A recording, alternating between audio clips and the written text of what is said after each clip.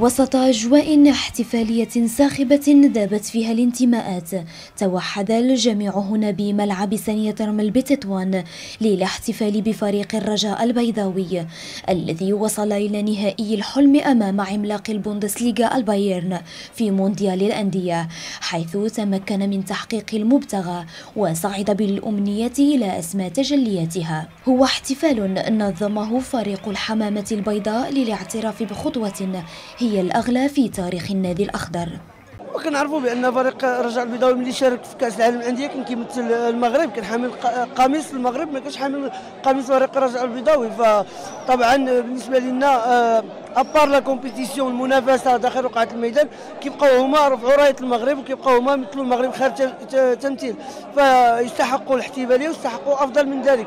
لو كان الوقت ما كيسمح كنا نعملوا شي حاجه احسن من هذاك، ولكن مادام ان الوقت ضيق والمباراه كانت تبعنا فقمنا اللي بجهد ديالنا، ونتمناو بالله كما كنقولوا بالتطوانيه يقبلوا علينا. كنظن فريق المغرب التطواني ما غريباش عليه هذا، هو السي ابرون. يعني لكل المغاربه عارفين ان فريق الرجاء البيضاوي شرف الكره المغربيه في هذا الاحتفال هذا اللي قدموه الفريق الرجاء البيضاوي. كنظن احتفال كبير مشكورين عليه للمسؤولين للجمهور التطواني اللي قدم واحد اليوم عرض جميل.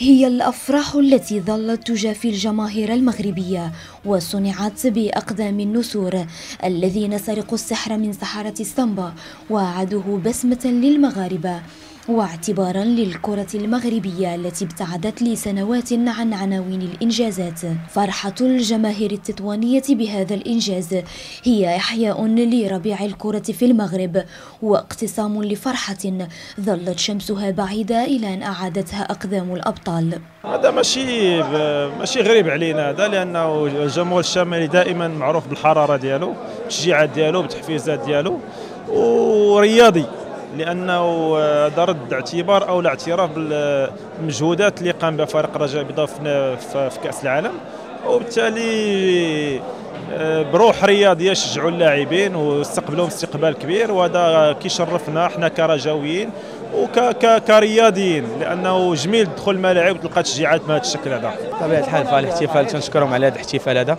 تنظن بان يعني المستوى اللي قدمناه في كاس العالم خلى الناس جميع الناس يعني المغاربه كلهم فرحانين بهذا الانجاز. بعد انتهاء الاحتفالات انطلقت مباراة المغرب التطواني والرجاء الرياضي، مباراة قمة الجولة ال15 والأخيرة من مرحلة الذهاب للبطولة الوطنية الاحترافية، والتي انتهت بتفوق الفريق التطواني على مضيفه بهدف مقابل لا شيء. المباراة دارت أمام حشود جماهيرية كبيرة، فقط 15,000 متفرج اكتظت بهم مدرجة ملعب ثانية ترمل في جو حماسي كبير اتسم بالتفاؤل والروح الرياضية.